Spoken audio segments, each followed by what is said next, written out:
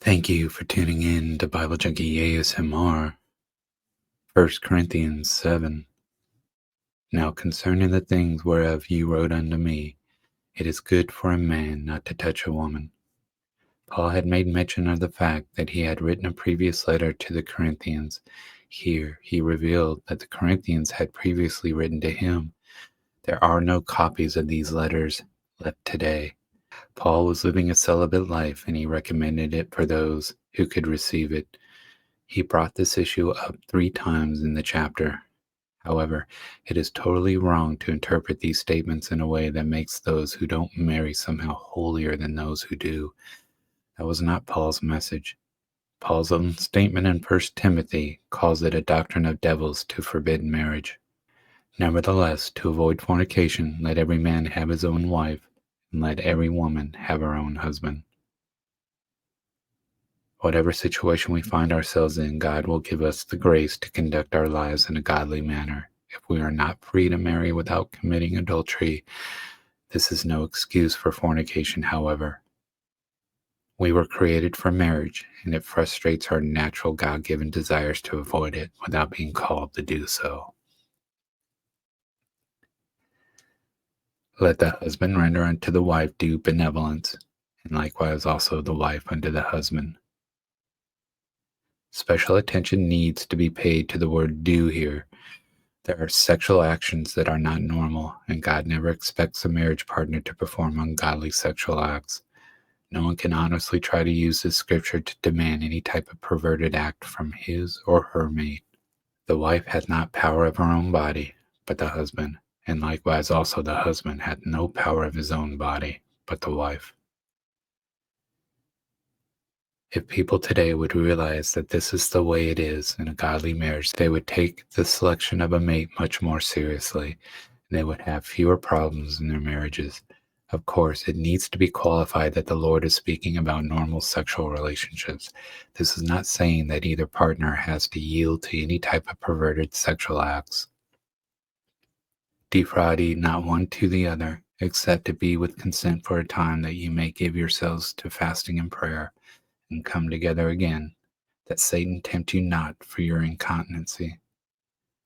The word incontinency in the Greek means want of self-restraint. Instead of Paul telling the individuals to get their desires in line, he commanded the sexual relationship to resume so that the temptation would be diminished. The answer to sexual immorality is not unlimited relations within marriage, but infrequency of relations within marriage is a temptation that Paul commanded couples to avoid. But I speak this by permission and not of commandment.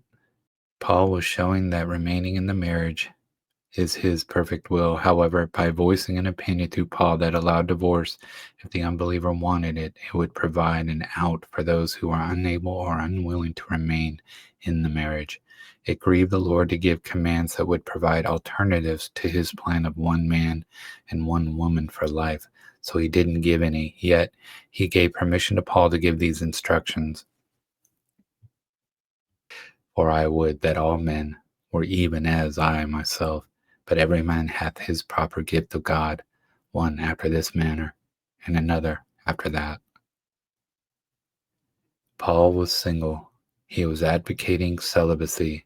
This was his second time mentioning it in this chapter, and he gave more reasons why he thought this was good in 1 Corinthians 7. However, in each case, he made it clear that this is not for everyone. I say, therefore, to the unmarried and widows, it is good for them if they abide even as I. Godly unmarried and widowed people do not have sexual relationships. Therefore, Paul was saying it would be his desire that these people remain single and not get married, and, therefore, not have physical relationships as those in marriage do. But if they cannot contain, let them marry, for it is better to marry than to burn. Anyone who is striving to remain single for the Lord's sake and yet is burning in his or her desire towards someone would be better off to marry, according to Paul. If God calls a person to celibacy, the Lord will give him or her the grace to live that life. Paul was speaking about burning with passion as reflected in the translations of the Amplified Bible. And unto the married I command, yet not I, but the Lord, let not the wife depart from her husband. The word depart, as used here and in 1 Corinthians 7 and 15, is speaking of divorce. 1 Corinthians 7 makes this clear when it says that if she departs, she must remain unmarried. Therefore, this departing is the equivalent of divorce. But, and if she depart, let her remain unmarried, or be reconciled to her husband, and let not the husband put away his wife. Paul had just stated in 1 Corinthians 7 that it was the command of the Lord not to divorce. Here, while he was still speaking a command of the Lord, he proceeded to give instructions to those who don't abide by this command. This is amazing. The Lord gives his perfect will in 1 Corinthians 7 and then provides an alternative in 1 Corinthians 7. Divorce is never God's best, but he does allow it. But to the rest speak I, not the Lord. If any brother hath a wife that believeth not, and she be pleased to dwell with him, let him not put her away. Paul had just spoken a command from the Lord that married people should not divorce, and if they do, they are to remain single or to be reconciled to their mates. Here, Paul added to these instructions with the Lord's permission. In the case where one of the marriage partners is born again and the other is not, Paul said the believer should remain in the marriage if the unbeliever is agreeable to that. However, if the unbeliever wants a divorce, the believing mate does not have to fight to hold the marriage together. The believer can let the unbeliever depart. And the woman which hath an husband that believeth not, and if he be pleased to dwell with her, let her not leave him. Just as in the Old Covenant, women did not have the right to divorce their husband. A husband could divorce, but all a wife could do was leave. This was true in Paul's day. Women enjoy many rights today that were forbidden to them in centuries past. For the unbelieving husband is sanctified by the wife, and the unbelieving wife is sanctified by the husband. Else were your children unclean, but now are they holy. This verse establishes that a believing parent has a sanctifying effect on their children, even if the other mate isn't a believer. When the child is very young, the sanctifying power is greatest, but I believe this lessens as the child gets older and begins to function more independently of their parent, Andrew says. Eventually, this sanctifying effect totally dissipates as they leave their father and mother and cleave to their mate. But if the unbelieving depart, let him depart. A brother or sister is not under bondage in such cases, but God hath called us to peace. Many sincere people differ on their interpretation of what this verse means when it says that believers are not under bondage in such cases. The liberal interpretation would be that Paul was saying that they are free to remarry if their unsaved mates divorce them. For what knowest thou, O wife, whether thou shalt save thy husband? Or how knowest thou, O man, whether thou shalt save thy wife? Paul expressed the reason he believes staying with the unsaved maid is so important. It was because the believing mate may lead the unbelieving one to faith in Christ. Sad to say, this would not be high on the list of reasons for many Christians today, but it should be. But as God hath distributed to every man, as the Lord hath called everyone, so let him walk, and so ordain I in all churches. Paul was assuring the Corinthians that these instructions, however limiting they might seem, were not unusual. He had given similar instructions to all the churches he oversaw. He was treating this matter the same way that he had dealt with it in other churches. Is any man called being circumcised? Let him not become uncircumcised. Is any called in uncircumcision? Let him not be circumcised. What does it mean to become uncircumcised? How could that be? It is a fact that in Paul's day, the physical appearance of circumcision could be reversed, similar to the way modern surgery could change the appearance today, but that is extreme and not what Paul was talking about here. The word circumcision referred to more than the physical act. It was a condition of the heart. Paul was simply stating that those who were Jews before they were born again should not renounce their Jewish heritage. Likewise, Gentiles who come to Christ do not have to become Jewish. Failure to understand this truth has caused some Christians to feel they have to embrace the Jewish practices prescribed in the Old Testament. Circumcision is nothing, and uncircumcision is nothing, but the keeping of the commandments of God. This was a very radical statement in Paul's day. All of the unbelieving Jews, as well as many of the Jewish Christians, believed that circumcision was essential for salvation. Paul said that it was nothing. Let every man abide in the same calling wherein he was called. Some think that if their marriages were adulterous affairs from the beginning, then surely God would have them to dissolve those marriages. Paul was speaking against that. It is very clear that King David's relationship with Bathsheba was adulterous, yet when he repented, God forgave him and blessed his marriage with Bathsheba to such a degree that the Lord personally named their child Jedediah, meaning beloved of Jah. Likewise, marriages that were totally wrong before salvation can be sanctified and redeemed so that they become blessed relationships. Art thou called being a servant? Care not for it, but if thou mayest be made free, use it rather.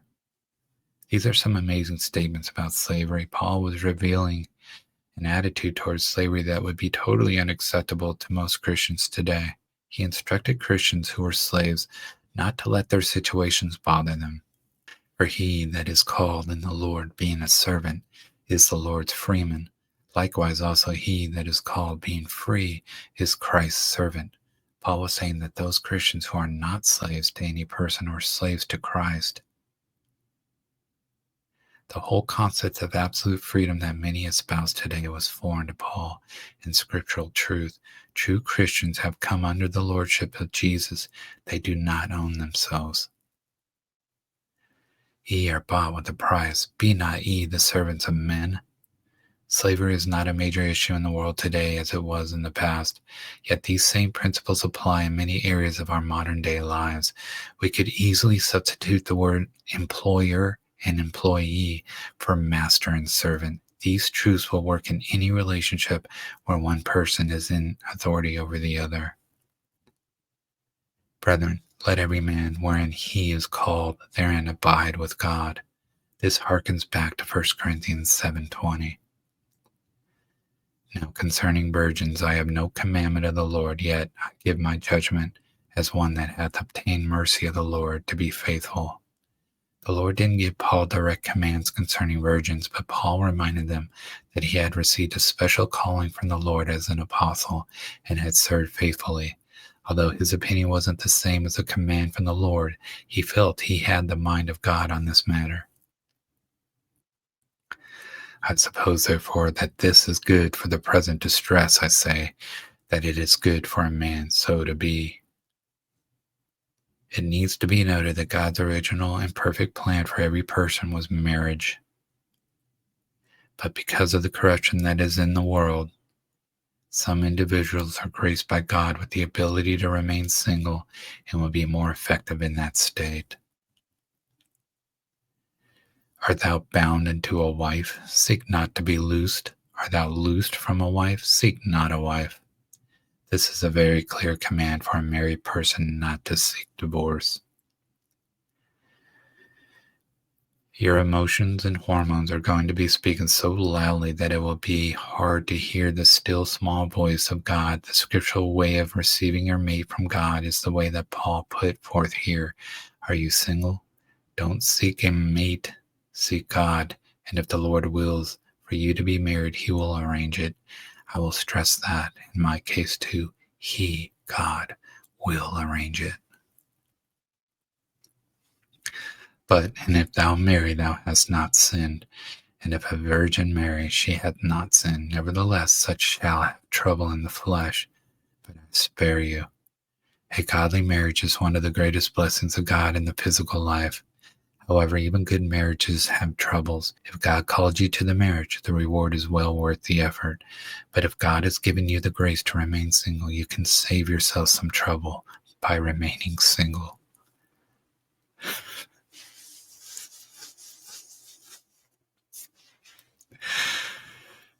But this I say, brethren, the time is short. It remaineth that both they that have wives be as though they had none. Paul wasn't speaking about the time before the Lord's return as being short. He was speaking about our human lifespan as being a short time to accomplish the work of the Lord.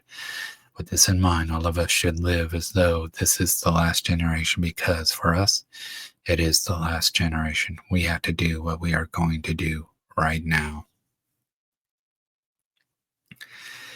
And they that weep as though they wept not, and they that rejoice as though they rejoiced not, and they that buy as though they possessed not.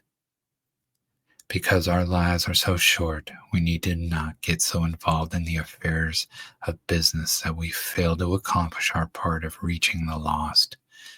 Because our lives are so short, we need to quit weeping over past problems and get on with the job of reaching the lost. Because our lives are so short, we need to not become so occupied with our own pleasures that we forget the task of winning the lost. And they that use this world as not abusing it, for the fashion of this world passeth away. The message says, deal as sparingly as possible with the things the world thrusts on you. This world as you see it is on its way out.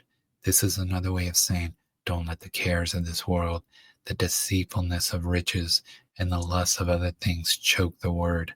All of us have to be occupied with the affairs of this world to a degree. We have to make a living, eat, take care of our bodies, etc. But we should always remember that all these physical things are only temporary. It is only the spiritual things that we accomplish that are eternal.